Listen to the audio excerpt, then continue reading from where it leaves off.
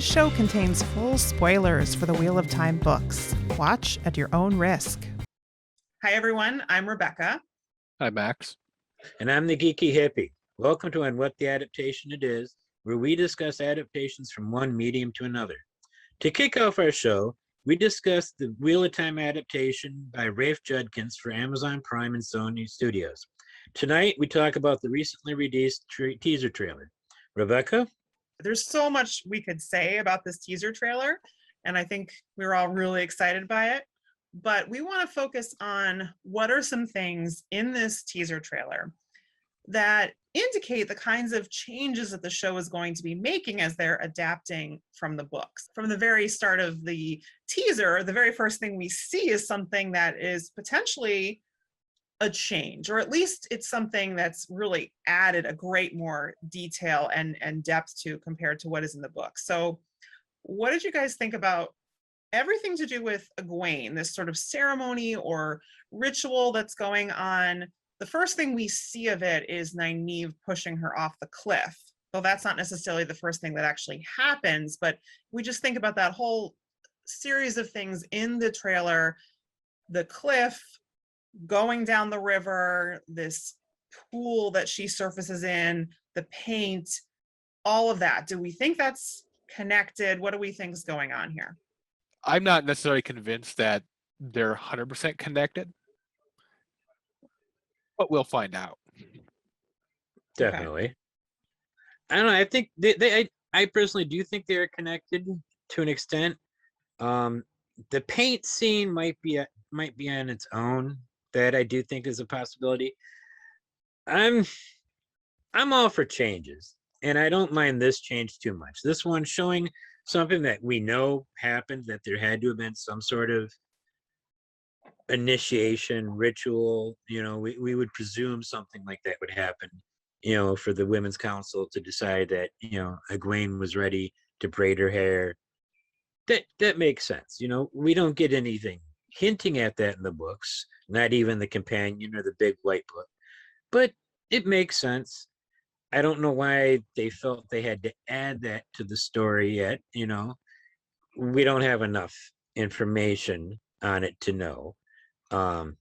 After we see it in the episode, perhaps then we'll be able to understand why they felt they had to add that, because everything they add takes away space for something that they had to cut. Mm-hmm. So that's a concern. And there's a lot that they had to cut for something like this to be put in.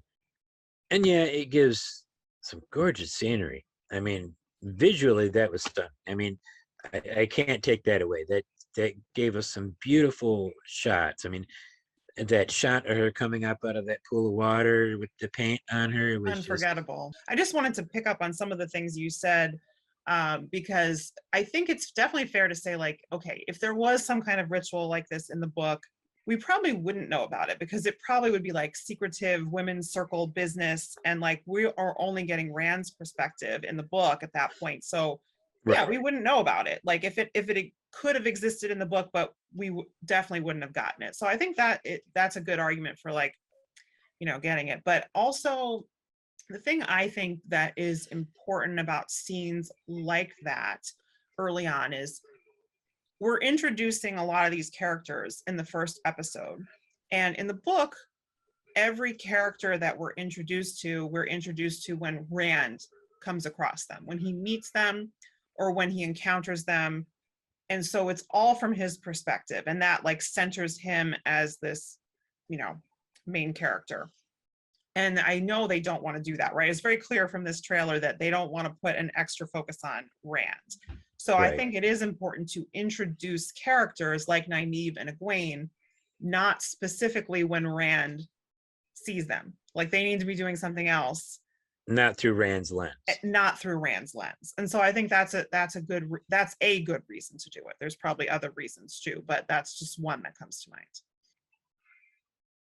The only thing I'd really add is there are a lot of fans who will be rewinding that scene where Nynaeve pushes Egwene off the cliff. It's the original yeet. Yeah. It's a good yeet. And it's also a fantastic meme already. I love it. Yeah.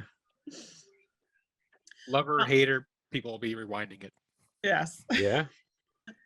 So just like before we move on from this one, the only other thing I'll say, because I think there's a lot of, uncertainty in the fans as to like, are all these things connected? Is it all like a wisdom ritual, or is it something else? Like, is it a dream? Is it Egwene in an accepted test? So the one thing that I'll throw out there that I think points to it all being a piece is if you look really carefully at like what Egwene's wearing before Nynaeve pushes her off, it is the same dress or underdress or whatever as she's wearing when she's in the pool. But more importantly, if you like up the color contrast on it, you can see that there are like stripes of color and like paint that were on this dress. So Before she pushes her in. So that's the interesting thing, is the trailer might have like reversed the order of these things. Yep. And in the part where she comes up out of the pool, if you look carefully, there do look to be some women standing on the shore behind her. So like maybe that's the women's circle. And so maybe that's the first part of the ritual, is she comes up, she does that part, she gets cleaned up a bit, washes her face, at least braids her hair, because her hair is braided when Nynaeve pushes her, and you can see some remnants of the paint on her dress. So And dries off. yeah. So it is a bit of, evidence that dream, that it's not a dream, and then it's not like two separate things, that it is connected, but could be misleading. But while we're on the topic of Egwene, the next big thing for her that seems to be a really significant change is this scene between Egwene and Rand, where they're scantily dressed. What did you make of this? Like, when do you think this is happening? What are your thoughts about this kind of change to make their relationship more mature, at least, I would say? It probably, well, obviously before Winter Night or Beltane Night, whichever night that the attack is happening on. But I mean, definitely before that. I can't see this happening anytime after. I just don't see them having the time, except maybe in Faldara, but I doubt they're going to show us anything from Faldara this early, not in a teaser. I think on that point that there's really good reason to think that we don't get anything from episode 7 or 8 in the teaser, and that's when we would see Faldara, and partly just because those episodes were like not finished until later than the rest of them, so that footage probably wouldn't have even been available. So yeah, I feel pretty firmly that this is not Faldara, but that's a good point about how, on their journeys, is there another time that they might have been able to get like a quiet, intimate moment, aside from, if we're gonna say it's not Faldara, between Emond's Field and Faldara, where else could that be? Any thoughts on that, Max? I look at the scene as like it's semi-intimate, but also maybe like they're in scantily clad because they're trying to get their clothes to dry. Okay. And that was always kind of a running theme in the books, is they're always crossing these rivers and always having to get dry again. Yeah. I could possibly say Shadar Logoth when they're resting, but yeah. Looks too nice for Shadar Logoth, I think. Like, well, not creepy, Or like Shadar Logoth is a distant possibility. I think tone-wise, and like it would be a very weird place to put something like that in, because you just kind of want Shadar Logoth to be like tense and frightening, and it would be very strange to kind of, tone-wise, to shift to something like that in the middle of it, I think. You get the split. If they're missing Chameleon entirely, this could just be some kind of shed in the woods. Yeah. But so, like, again, we don't know how they're going to adapt, parts of it, but like if they were to split up, after Shadar Logoth, we're pretty sure they do. And then they're not back together again until whatever they're doing, and I guess it's maybe not Camelin, but Harvalon or whatever. Kyrian. So that, whatever that is, in my mind, seems like the only other alternative to it being in Emond's Field, because I think to find a place that it's a large room, and where are we going to find a place like that? And they're split up for like a few episodes there, so her daddy owns an inn. Yeah, no, that's what I think it is. Like, I think it looks like the wine spring. Like, if we look at other shots we have of the wine spring and like the chandeliers, That's what it looks like to me. I think this is trying the to- first episode. It really could be. Got the hanging lights for sure. Yeah. I mean, so my thought was, okay, let's just say for a second that this is the wine spring and it's before the attack.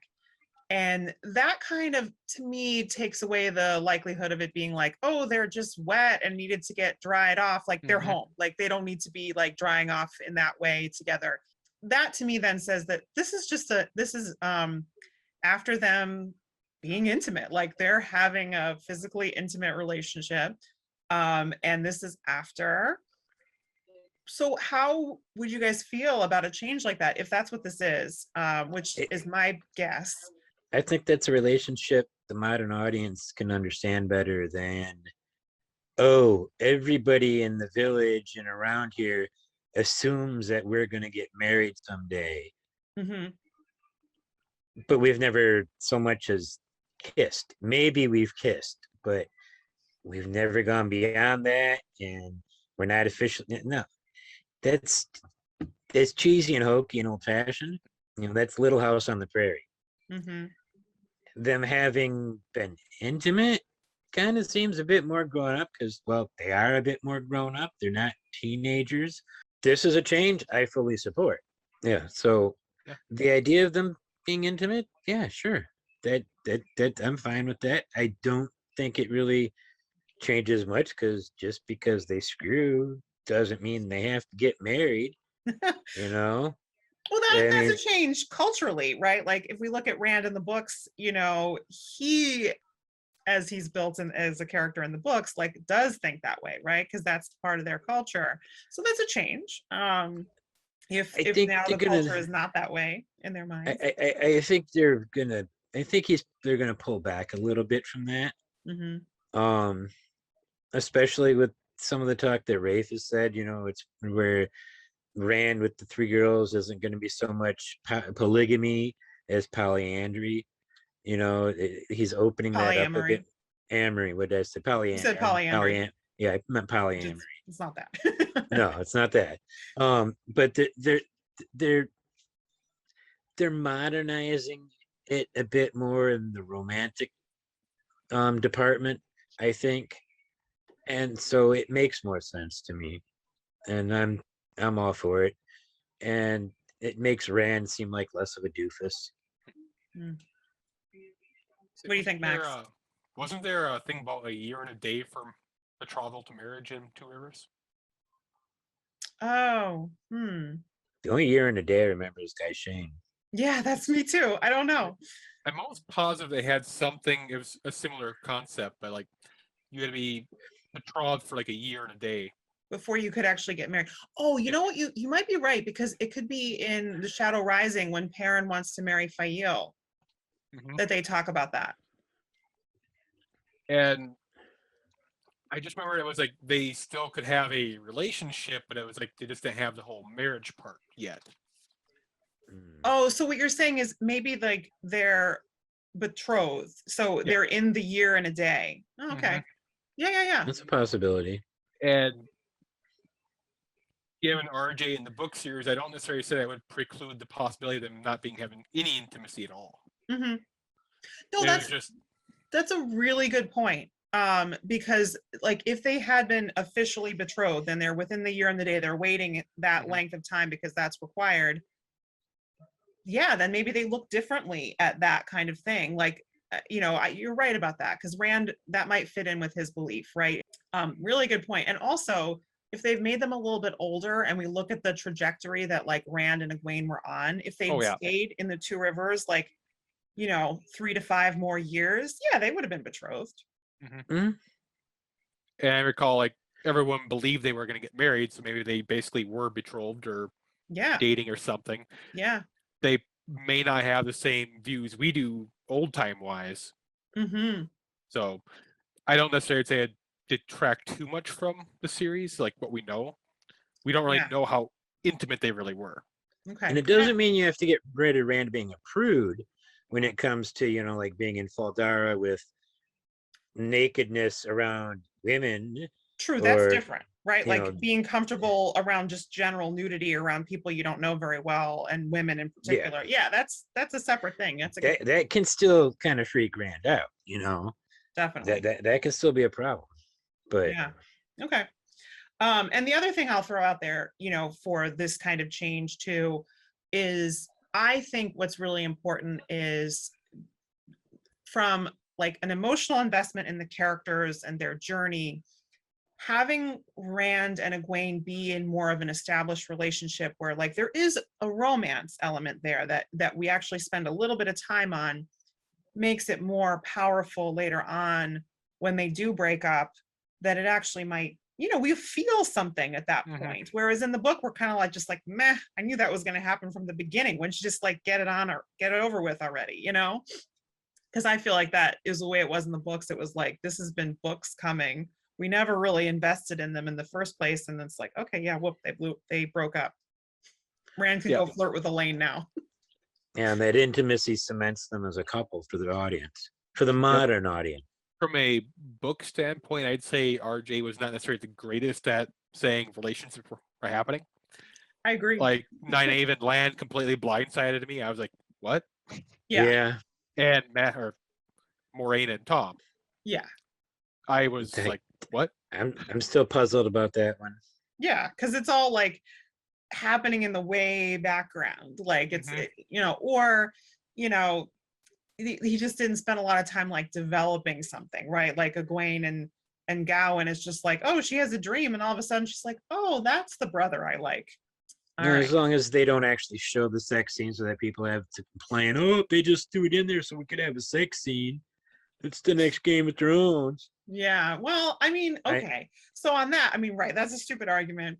And I don't know that they probably will show much because it is rated TV 14. So I don't think we're getting anything Game of Thrones like as far as that goes.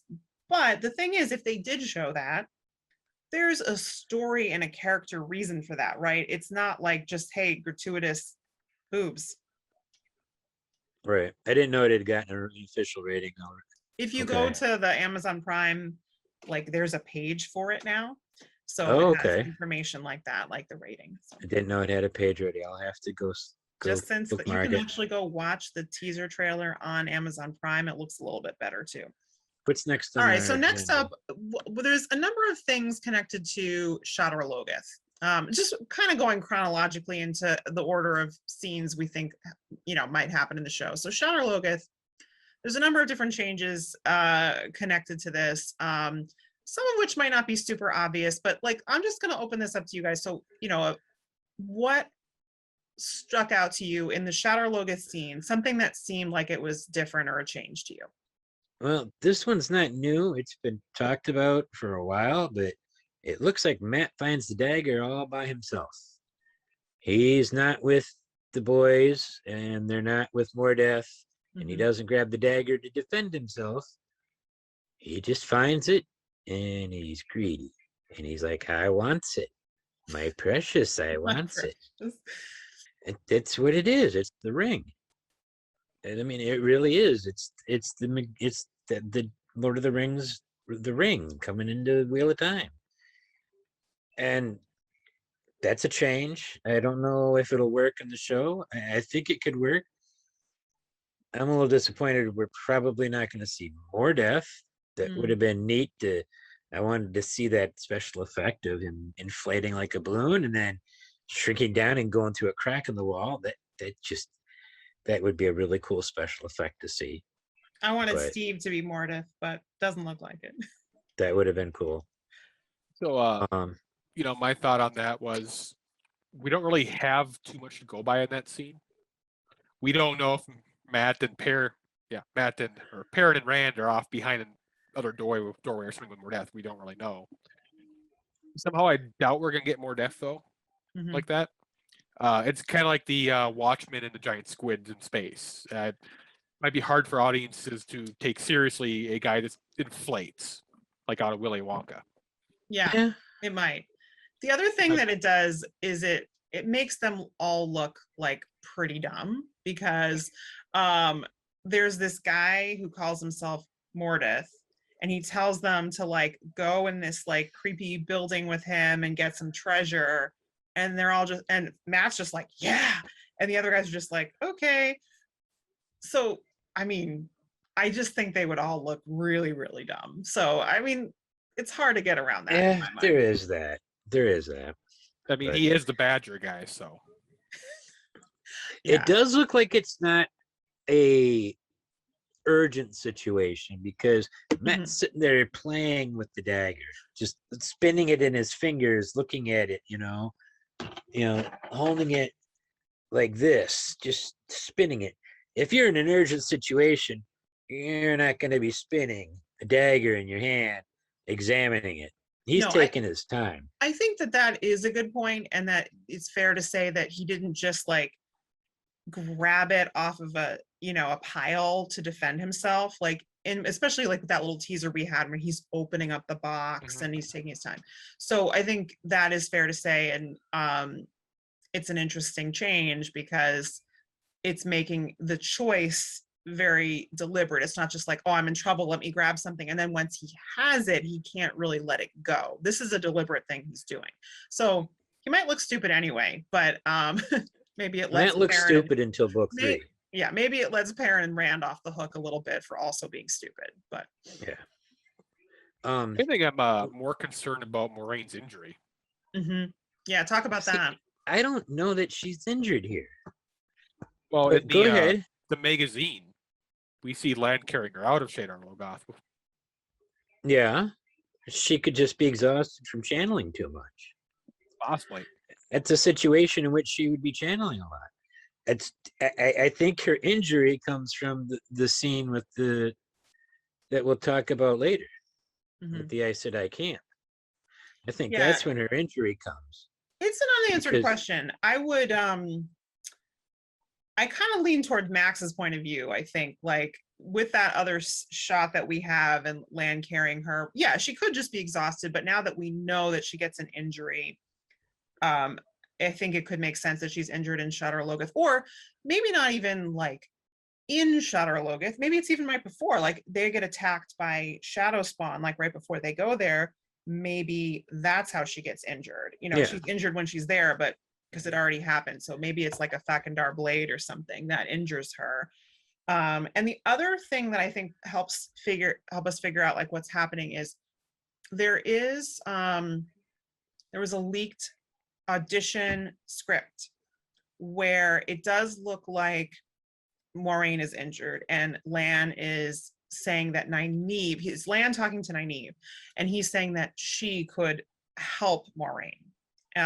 So it's like hinting that maybe like Nynaeve could heal her. And anyway, I think that does point to it. That's possible. Earlier than when she meets up with the Aes Sedai, like she's already injured. And we see in the trailer that Kareen heals her. So that happens later, but she could have had this injury for a little while, perhaps. I had forgotten about that leak scene. The thing I wanted to bring up was we see the shadow falling in the trailer. So like there's a scene where it's like sort of falling on, I think it's Egwene and Rand and Perrin.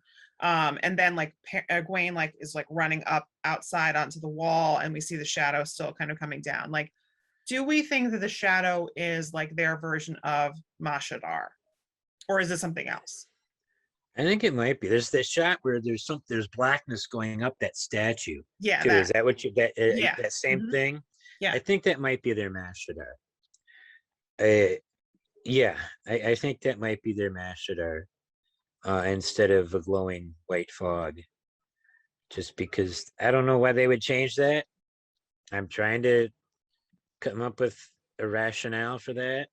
Maybe audiences would be more scared of a creepy black fog that sticks, like that, than a creepy white fog that glows. Could just be a visual, like what looks better. Yeah. Well, I mean, we know that part of the mythology of it is you fight the shadow with shadow. Yeah. But, it does tie into the name of Shadar Logoth, right? Shadows waiting. It's more literally a shadow, perhaps. Because some of Jordan's choices on descriptions were just because it sounded cool, not because it actually would look cool. Yeah, right. You don't have to worry too much about like what something looks like. You can describe it in a way that might, and you get that feeling from it, but it is and I think this kind of I'm jumping to something else here, but it's another reason maybe why they changed some things about the fade, the Myrddraal, because in the book, like you have this description of the fade just creating fear, right? Like that sense that as soon as it's in your presence, you feel it, and you can describe that in a book, but it might be hard to come across on screen. So they're making visual changes to what it looks like to create that terror just by looking at it, that you can't. That thing's terrifying. Yeah. That thing's really terrifying. I don't mind the change of the fade at all. Yeah, Myrddraal should look like a normal person, just really pasty white and then no with eyes. like eyes blanked out, right? That's how it's described, but maybe that is not it's not as terrifying looking as what they came up with, it's definitely scarier. So it might be in part to compensate for what you can't describe, right? A feeling that you can describe on the page that you can't describe that way, so you have to. A Myrddraal is fear. A Myrddraal is fear. Exactly. Yeah. So moving on from Shadar Logoth, we then have a number of things that seem to be connected together here, right? There's all these shots. It's kind of, we got to try to kind of piece them together here, but basically everything to do with this group of Aes Sedai that capture Logain. And we can see at certain points that Moiraine is with them, Nynaeve is with them, Lan is with them. So presumably, and this fits in with some another leaked audition script, after Shadar Logoth and the party splits, maybe again this could be where Nynaeve catches up to Lan and Moiraine. There's a scene in the teaser that suggests that might be the case, where Nynaeve is pulling a knife on Lan. But anyway, the three of them end up together, and then they end up with this group that has Logain. And a number of things happen. It looks like there's an attack. Alana's stopping the arrows.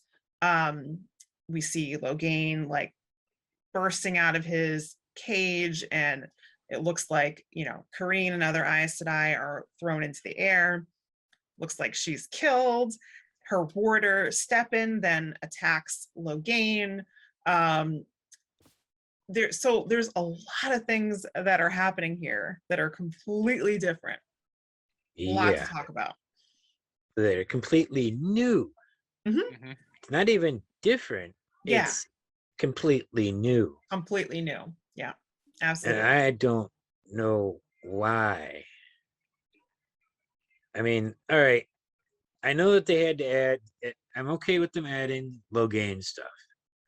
They said they were going to increase Logain's role. I'm like, all right, sure. I mean, he's a great character, and sure, go ahead, increase his role.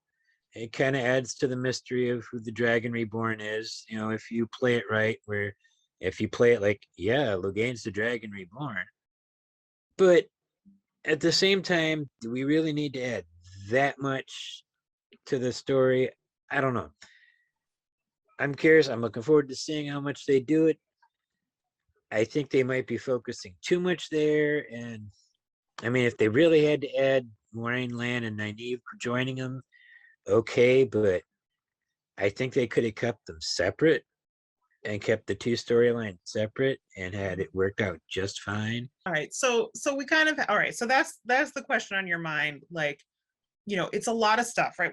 There's a lot of things in there. So, and you've identified that by increasing Logain's storyline, it does add to the mystery of who the Dragon Reborn is. So that's one point we've hit on. So Max, do you want to add to it? Like, of all these things that are being added here, like, what are some other reasons that you can think of? Like, what might this add? What would be the reasons?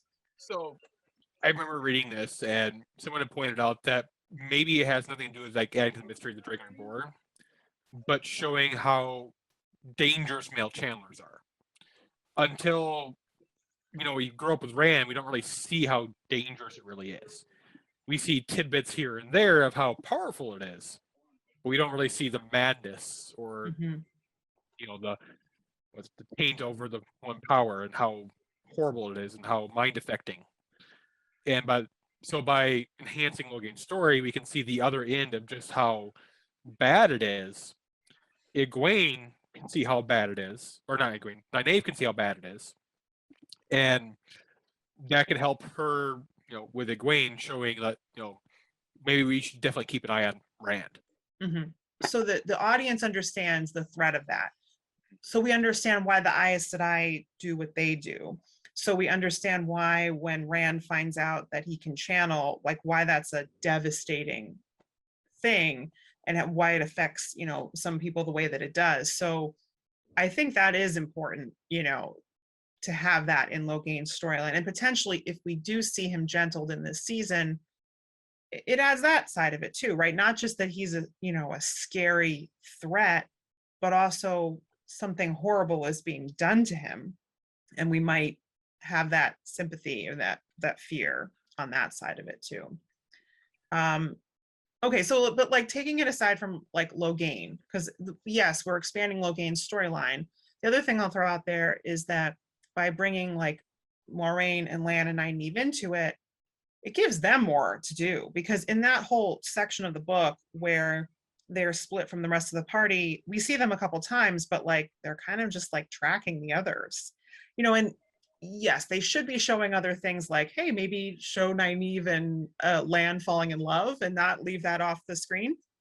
But aside from that, it's giving us more for them to do, and showing like maybe more of the dynamics of the Aes Sedai as well. Yeah, that makes sense. I would say if we are skipping Chameleon and we're skipping Elida, what other better way to show how much as an audience we don't like the Red Ajah? Yeah, it'll be interesting to see, like, because we know we have Liandrin, and we're not expecting to like her. Those other Red Ajah look like pieces of work too. They all have resting bitch face going. Resting Red Ajah face. Yeah, that's what I said. Yeah, so that's a joke. That's a joke to everyone who plays a Red Ajah on Twitter. Okay. And then okay, so then what do you guys think about the whole like Kareen and Steppen angle of it? Very that gives a good insight into the reaction of a warder when his Aes Sedai dies, which is something we need to see. Instead of having it told to us, we need to see it. It needs to be shown to us, because that's gonna happen, or the threat of that is gonna happen. And so we need to understand why a certain warder bond gets passed on, or gets keyed to pass on upon Moiraine's death or disappearance, right, or the severing of that bond. And so I think that's the key reason why they're including that particular character and her death with her warder, freaking out about that. I think that's the main purpose of that death, where they're like, oh, we got to have one of these Aes Sedai die, named Aes Sedai with her warder. The random Reds that die, so what? They don't matter. They don't have warders. It doesn't matter. If there's any other Aes Sedai that die, maybe their warders die too. We don't know who all those bodies. Yeah, there's a lot of bodies there. We don't know. I'm sure they're not all Aes Sedai, right? I'm sure some of them are warders. And the other thing is they could have some soldiers with them. I don't. Yeah, they could. Really I was just gonna say but there are soldiers in Tarvalin, so maybe some of them are soldiers or local soldiers. Yeah, but Kareen and Steppen are going to like personify this basically, right? Like she is going to be the more featured character who's going to die, and then we get to see her warder's reaction to it. So yeah. So, anything you wanted to add to that, Max? You were going to say something. Yep. I was going to say my main concern is the timeline on that. Like for adaptation, that's a huge divergence. And if she's still the Amyrlian, her going out like that's pretty weird. Oh, she She's not wasn't the Amerlin. Oh. She no, wasn't the she was Amerlin. a sitter, I Oh, think. okay, sitter. I thought she and- was the Captain General of the Greens. Oh yeah. Was she both or was she just the Captain General? I don't remember. She was not the Amerlin, but she was one of the Amerlin's searchers. One of the small circle of Aes Sedai. Just the Was- Captain General and one of Tamra Spiana's searchers. Okay, so not a sitter. She was the Captain General. Okay, but yeah, so she was one of Tamra's searchers. So one of the few Aes Sedai that she brought into the secret about Katara's foretelling that the dragon was being reborn, and was out looking for this baby. And all of those Aes Sedai were killed by Black Aja in New Spring, and that's when like Moraine and Swan realized that they're the only ones who know this. Okay. Yeah, I totally mixed up names there. Mm-hmm. That's right. I was thinking That she was happens. Tamara. Easy enough to do with Yeah. all these Aes Sedai names. Yep. I was totally thinking she was Demurley, and that changes a lot of things. Her being a searcher makes a lot more sense. Yeah. Moving it up, since she's not Demurley, and that doesn't change too much. Yeah. I But, was curious about this change too, because like what they could have picked a different Aes Sedai, but what are your thoughts on that? So, one question is, they're showing the bad part of what happens in the Asade dies in order. So long term, why are they showing us now? Are they going to shorten the series so much that season 2 or 3 Moraine disappears? I think it's 3, to be honest. I think it's I the think end so, of too. 3. I- It is the yeah. way I can kind of outline it in my mind. So yeah, I think that's it. Okay, so last thing I'll just wanted to ask you guys on this whole sequence of things is we see Logain break out of his cage. Do you think he actually escapes, or do you think they recapture him, take him to Tarvalin, and gentle him? I think they capture him, and I think it's probably Moraine who does it. Moraine and Lan. Interesting. Yeah, Yeah. and because I think Moraine's in trouble for Mhm. something when Yeah. she's at when they're in Tarvalon, but I think she gets out of being in nearly as much trouble because she's probably the one who stops Logain and Interesting. recaptures him and puts Okay. him back in custody. That would be interesting. Yeah. That's my theory. It's back to Kareen's death real quick. Oh yeah. I think it's quite possible that she's not killed by the attack to rescue Logain. She's killed during the attack, Hmm. but not by one of Logain's rescuers, but by Black Aja during the attack. Okay. So to me, now again, it could be I very think misleading. It Kareen's does still kind a of look searcher. like she dies as Logain is breaking out of the cage. Like you see her flying Okay. through the air. You see her lying on the ground when Stepan is doing like his crazy leap at Logain. So you see so it could be misleading, but it does look like Logain kills her when he breaks out of That's a the cage. possibility. That's a good possibility. but- I suspect she's still searching for the dragon, Mhm. and I think the Black Aja still wants to get rid of her. Okay, well, that would be interesting, and it would explain why they wanted to bring her in. I think Now, we maybe talked the about Black this. Aja broke Logain out, let Logain loose, as we were talking about earlier. Like Leandrin is also holding his shield at that time. It's Leandrin and Kareen, I think, who are holding his shield when he breaks out. So, like, yeah, let's say Leandrin like did something, to like To let him free. alter the shield, and it allows him to break free. And that's that's what happens. So yeah, she could very well be involved. She might even have worked it out with Logain and said, "Hey, I'll let you free. You do this." Yeah, that's a good point. There's these shots of Tarvalon, and Moraine is there. Do we think that all the shots of Tarvalon that we see in this teaser are all like in that sequence of time? So like basically after, let's assume they've brought Logain there, so like episode 6, the Flame of Tarvalon, maybe like that's what's happening. And do we think it's all in that same kind of like time frame, or do we think there's anything that might not be? Okay. Pretty sure Kareen does not show up in any of those shots of Tar Valon. I Okay. didn't think so. I think there's nothing in any of the shots that we saw in the trailer that are clearly outside of that time frame in Tar Valon. That one image we had of Moiraine where she's like looking out over the city and like we just see her from behind, she does look like she's wearing a different dress in that shot. That could be a totally different time frame. Moiraine at least is there. Would we assume that Lan and Nynaeve are there as well? And do we assume that like the other members of the group like rejoin there instead of Caemlyn? Like what do we think is Ooh. happening? You know, who else do you think That's- ends up in Tar Valon?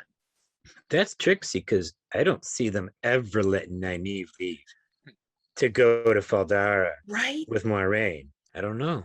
They would Right. have to So- part company with the Aes Sedai at some point to go rescue Egwene and Perrin. Well, that's the other thing, right? Like that whole thing. And so, but I'll throw this out there too, because this brings in another change. There's that shot of the Waygate where we see in the distance, people we know are over by the Waygate are Moiraine. We can definitely see Moiraine and Aldib. It's pretty clear that Perrin is with her. And I'm going to assume Egwene is as well. There's other Yep. figures over there. So I think Egwene is one of them. Maybe Loyal. It's really hard to say. But the four people who are riding up towards the Waygate are definitely Lan, Nynaeve, Rand, and Matt. Okay. So what if at some point after, you know, that whole attack happens and the funeral and everything, Moiraine tells Lan, take Nynaeve, get her out of here and go get, you know, maybe she can tell that like, you know, Rand and Matt are nearby or something like that. Like go get them. Oh, in the and book, she then- gives him the coins. Right. So, Yep. you know, whatever method they're using, the coins or, you know, she knows they're nearby. So maybe she tells them like, you got to get Nynaeve out of here, you know, take her and go get them. And I got to go to Tar Valon. And then maybe like, you know, she does that and then she's able to like, you know, from there, I don't know how they're going to work it out, but like maybe Moiraine rescues Egwene and Perrin and then they all meet back up together. Because of course Lan would be able to find Moiraine again.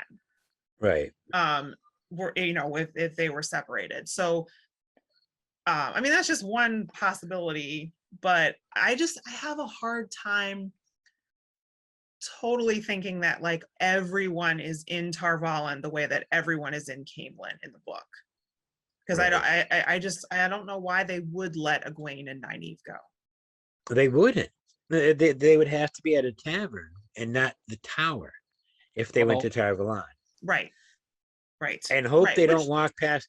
And hope they don't walk past the Aes Sedai Yeah. on their way from the bridge, Yeah. crossing the bridge to getting into a tavern and vice versa. The tavern or the inn is possible, you know, because like we know like Basil Gill shows up somewhere and it's probably not Caemlyn. So like No. maybe he's got an inn in Tar Valon instead. Maybe there is an inn there that they do end up with. But yeah, it's hard for me to believe that they'll just like, yeah, let's just go to the White Tower. Yeah, he probably Um, has the Amerlin's blessing. Where do we think the Waygate is? Because the Waygate is like in the middle of nowhere. It's not in Caemlyn. It's not in Tar Valon. It's like out in a big field. I have no idea because we have no idea what part of the country, the land, the world they're even in at this point. So, I mean, it's like it would be like I'm thinking it would be like a couple of miles outside of town, like a mile or two outside of town where there used to be a Ogier Grove. It seems like Moiraine at least is in Tar Valon in episode 6 at some point. And that's the episode called The Flame of Tar Valon. There's that big scene that Rafe mentioned of having like 30 women. Well, we saw 30 women in a room, like that Yeah. scene. So that must be in episode 6. And the Waygate is also in episode 6. So like geographically, I guess the Waygate can't be far from Tar Valon probably, but it's definitely not like part of the city or on the island, I don't think, because Yeah, there's 'cause no there- place that's like open like that. No. And it doesn't make sense for there to be a Waygate way out in the middle of nowhere near Tar Valon when there's a Waygate in the Ogier Grove on Tar-Valon. Yeah, also a good point. Where does Loyal come in? Like, where do we meet Loyal in all of this? So I am having a little bit of a hard time piecing that together, but I do feel like Camelin is definitely not in this story. I mean, Yeah, not at least yet. in this season, like Yeah. it can definitely come in later. But like, do you agree? Does anybody think that Camelin still fits in here anywhere? I've given up on Camelin being in season 1. With the lack of casting. You know, There's 2 Camelin characters we have. That's Basil Gill and Loyal. right. And that's it. And they could both be in Tar-Valon. Like, I think both kind of make sense. You could make Basil Gill an innkeeper in Tar-Valon. If you're not going to do any of his later storyline where he's helping more gays, like if you're just not going to do that part, then yeah, make him an innkeeper in Tar-Valon. And yeah. you know, Loyal would want to go there because he would want to see the Grove. So Loyal could be there. Would he just be some random innkeeper they meet, or would he be somebody that Tom sent them to meet? And why would Tom know an innkeeper in Tar-Valon and not Camelin? Yeah, I mean, so he would just be a random innkeeper, I think, at that point. Like, which makes me wonder, why name him Basil Gill? I don't know. That's why I didn't think that was what they were doing in the first place. But I'm guessing it's just a cameo, and maybe they knew they were going to cut out his main storyline anyway. So they're like, let's throw him a bone. That's one of those things where I'm like, why, Rafe, are you making this change? What is the purpose? Okay, I understand. I can understand why you're not doing Camelin season 1, because it would be some extra cost. You could have saved yourself that money if you hadn't spent so much time and money on all this Aes Sedai Tar-Valon stuff that wasn't needed. Well, it's a trade-off, right? I think that's fair to say. Like, I can see why they wouldn't do Camelin and Tar-Valon in one season. Like, that's too much. So you have to choose one or the other. So if they decided for reasons they wanted to do Tar-Valon, okay, then they're going to make that work, and they're going to take Camelin out because you kind of have to pick and choose. So that's what I'm thinking happened. It is feasible and possible to hire an actor for 1 episode in season 1 and not have them come back until season 2. Are you talking about which actor are you talking about? Oh, I'm talking about Elaine. Oh, Elaine.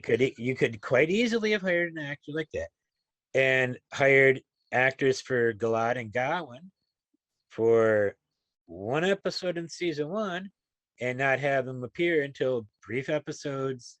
And because, you know, they're already not going to be appearing except for brief appearances here and there until much later down the road anyways. Okay. I'm guessing it was more to do with wanting to do Tar-Valon than not wanting to do Camelin.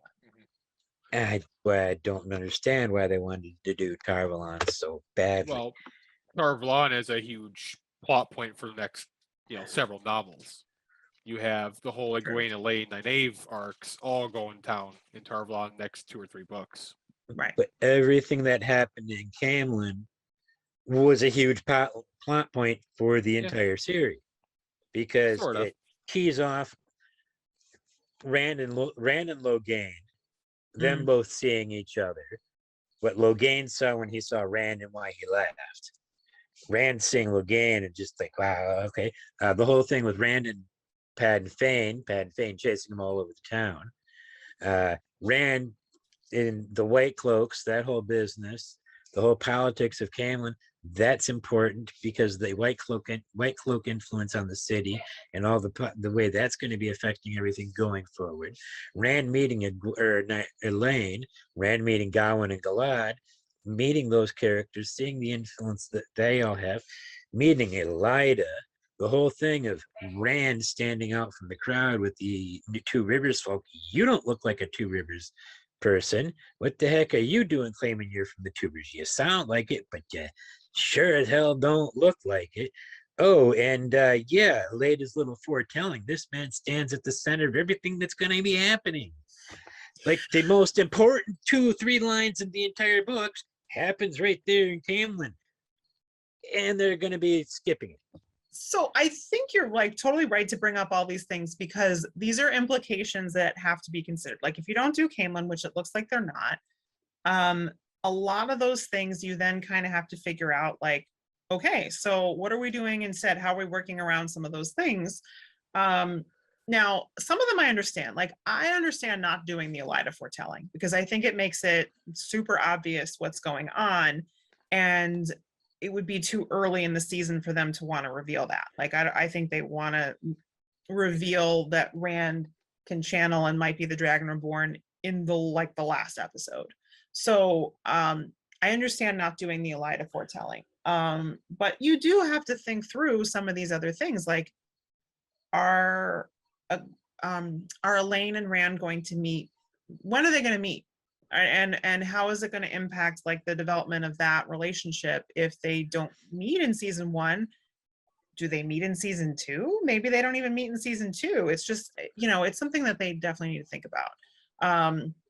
So but it's hard to know without seeing it all. Like I want to know like how much are they going to like do in Tar Valon this season that made them want to do it, you know, like what's up with that. But Rand doesn't belong in Tar Valon though.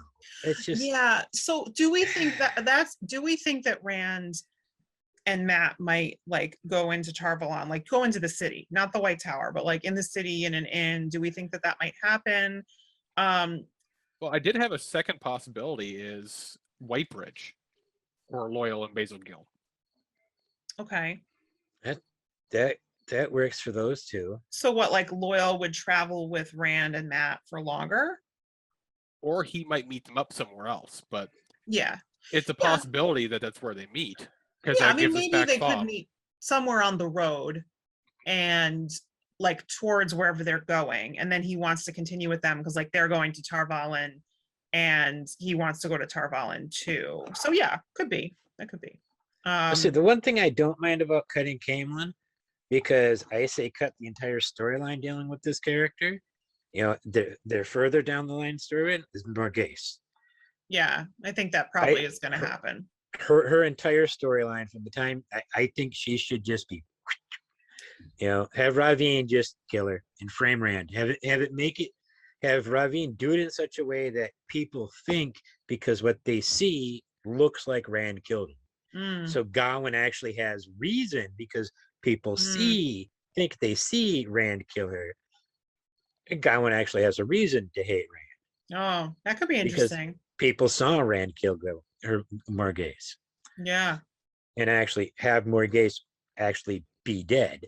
Like there's a body instead of she's just like gone. Yeah. That's not a bad thought. That could very well happen. Yeah. You know, the only thing I'd really say on that front is one of the things book fans of Game of Thrones hated was they completely got rid of the Lady Stoneheart plot line. Yeah. And that's pretty much what you're doing is nixing that storyline. Yeah. And one little bit of amusement that we could take is Rand learning how to kneel to a queen and then using that when he meets the Amyrlin. And then, you know, the Amyrlin found that amusing, but you know, Lan found it amusing to have her kneel like that to the Amyrlin. You know, that was just a little jab that Lan had. And that's just another little bit of flavor you lose by focusing more on Tar Valon and Logain for season 1 than on Rand and Matt making it to the Queen's blessing and Rand falling over the wall and Camelin. Yeah. If we don't get a scene where like Lan coaches Rand on how to act before the Amyrlin, I will miss that a lot. I love that scene so much. So like if we have like Moiraine and Swan together in Tar Valon, like right before Moiraine goes to Fal Dara, like would Swan have a reason to follow her? I mean, I guess maybe they could create it like Moiraine doesn't like tell her what she's doing, and then like Swan is mad, so she goes after her and like goes to. I'm just wondering like whether Swan would actually go to Fal Dara or not, but Maybe I maybe just- they will. Maybe she will still. I just feel like they've tied themselves in a knot. I was kind of looking at the map again here. Could always definitely play around with the map too. They could. I mean, I kind of hope they don't. Like, Oh my, they don't even want to think of that. that seems way too complicated. But I think it could be done. Like, basically, but you'd have to have people like traveling by boat. You'd have to have at least that as a. I think if you're sticking to it, that's the plot point of getting to Tarvalin instead of Camelin. You go a little bit past Camelin to the river, take the river up to Tarvalin. Messing with the map is just something they should definitely not do. I That- kind of agree. Like, I just think that creates That's just sacrosanct. I also think it creates more complications than is really like necessary. Well, if you want them to meet up somewhere and Yeah. then take a boat to Tarvalon, you'd have to move the river. Unless you have them bypass an extra 100 miles. Well, maybe some of them don't make it all the way to Tarvalin, right? I don't know. That's the other thing is like, do we know where like all like the Ogier groves are? Because, right? I mean, if they have Loyal with them, basically they can do like a hey, he can like sense them. They We're can missing a throw lot of some stuff in the trailer. random abandoned steading, I guess, anywhere they want to. Well, I definitely cannot wait till the show comes out. Yeah, I know. Definitely. So should, many questions. Just to answer some of these questions that we just don't know. Right, because it is hard to piece it together. Any Definitely. other things that jumped out in this trailer? The rings. Aes Sedai rings. Right, so Aes Yeah. Sedai rings also like very different design choice. What did you guys think about that? I'm not happy with them, but one thing I noticed when Stepan was holding Kareen's and kissing it, Mhm. there was no stone in it. Ooh. There was no green stone in it, at least. Maybe the stones are like something that can be put in and taken out because okay, so like let's say they keep the idea of like an accepted getting a ring, they shouldn't have a stone, they haven't picked an Aja yet. But Right. the design of it did look like maybe it would be something where a stone could be added, so then maybe the stone can be removed. I don't know Yeah. why they would necessarily do that, but maybe But that's a freaking huge stone. It'll make being slapped by them a lot worse. Especially if they turn them inwards. I was just thinking like, okay, so practically speaking, like this makes it so that like you can tell an Aes Sedai from a distance more easily because the ring is very visible. And they do seem to not be using shawls because they're in the hall of this Yeah, the tower and no one's wearing shawls. So I don't think what's they that? have them. It's like, But they are using like the colors, like they're dressing in their Aja colors. which Aesthetically, I think overall I like it. Like shawls might look a little bit like old fashioned. And they're not going to use them all the time anyway. I like their outfits very much. yeah. Like the diversity of the different outfits and their styles, and I like them a lot. The rings, like just aesthetically, I don't love, but maybe just they help, from a practical standpoint. I just wonder why they chose to go without the shawls. I mean, shawls are pretty simple, and it's not hard to miss fringe that hangs down about that long that's colored. It's from a shawl. Well, in the Yeah. books, the Aes Sedai rarely wear them, right? Like, Right. So if you want to be able to like easily distinguish between them early on, and when they're not wearing their shawls, then you don't have that as Right. like. So I think what they're doing instead is the clothing being more in their Aja colors, and the rings being prominent. Yeah, that's my like hunch on the Yeah. lack of shawls. I'm just It's kind of I'm not just- a very modern aesthetic.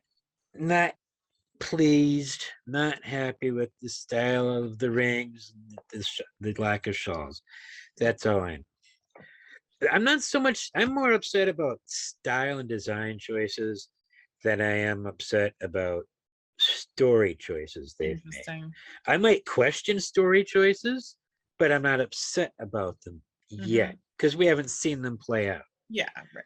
always, hopefully, there's always reasons for things, right? And they may Yeah. not always be obvious. And I think that's the important thing to kind of keep in mind with adaptations in general is, and that's kind of what we're trying to do here, right? We're trying to think through what are the reasons for these kinds of changes. And Yeah. it is hard to speculate on what some of those are without the full context. We just have a teaser, so it'll be a lot more interesting Oh yeah, to definitely. talk about in a full context of an episode. But you know, we definitely got a lot of interesting things to talk about in this teaser. So that's the real gift here. Yeah. Thank you all for watching. And we're definitely going to be back, you know, talking about the next trailer because there's going to be another one. And then breaking down these episodes starting November 19th. What has been changed from book to screen? What do we think about the changes? What are the reasons for them? So subscribe and come back. Thanks for joining us. Don't forget to be awesome.